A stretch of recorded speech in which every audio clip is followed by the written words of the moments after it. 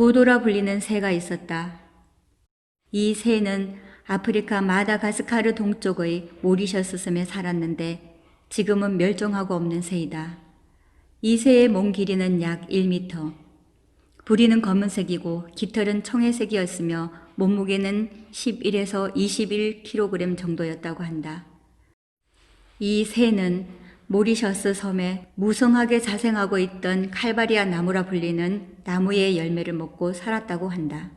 이 새는 천적이 없는 평화로운 환경과 풍부한 먹이 덕분에 날아다닐 필요가 없어 날개가 퇴화해 버렸고 빨리 뛰어 달아날 필요도 없었기 때문에 다리도 짧았다. 모리셔스 섬은 이 새들의 천국이었던 것이다.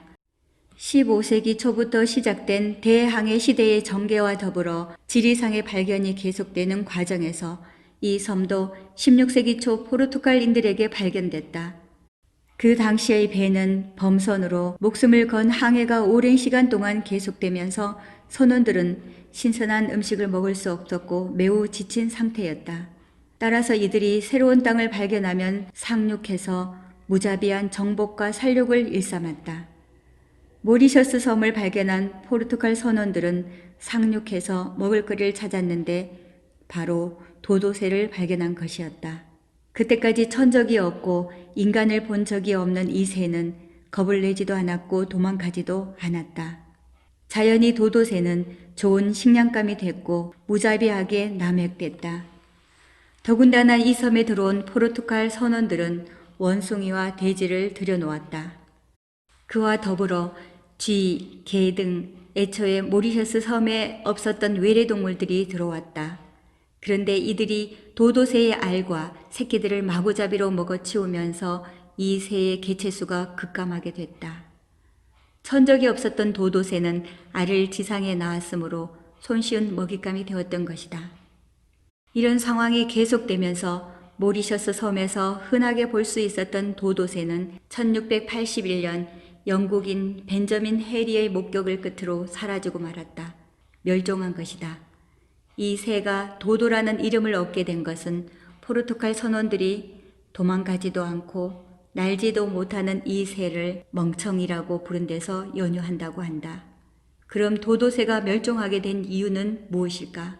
몇 가지 설이 있으나 가장 유력한 설은 도전과 응전의 논리이다. 영국의 문명사학자 아놀드 토인비는 역사 발전의 원동력은 도전과 응전이며 도전을 받는 공동체가 응전해 그 도전을 이겨내면 그 공동체는 존속, 발전하고 실패하면 망한다고 보았다.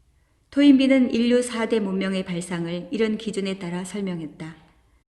그런데 외부적 도전이 없었던 도도새는 응전할 태세가 전혀 갖춰지지 않았다. 그야말로 온실 속에 있는 화초처럼 최적의 환경 속에서 유유자적하며 살았던 것이다. 그런데 어느 날 갑자기 인간과 다른 동물, 천적이 나타나자 이에 효과적으로 응전하지 못하고 그만 멸종해버린 것이다.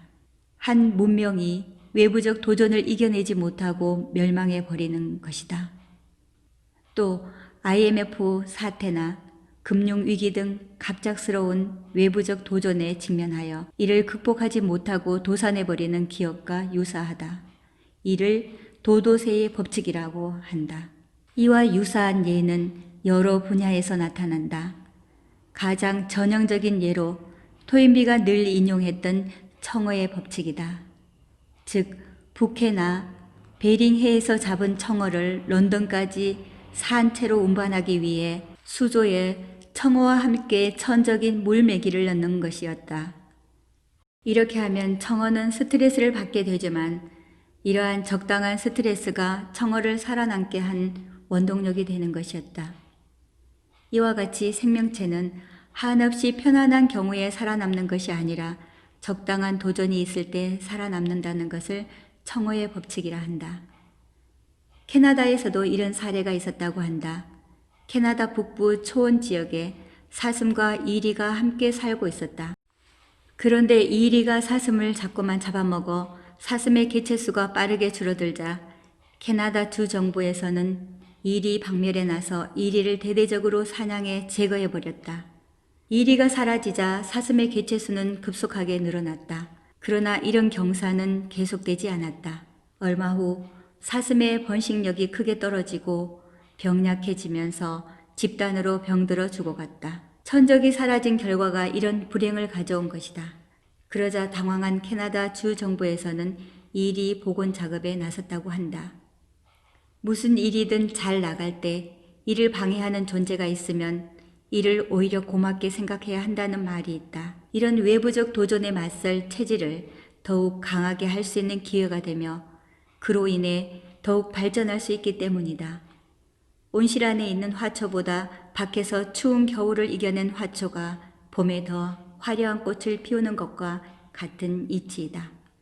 도도새의 법칙은 현실의 안주에 유유자적하는 사람들에게도 경종을 울려준다.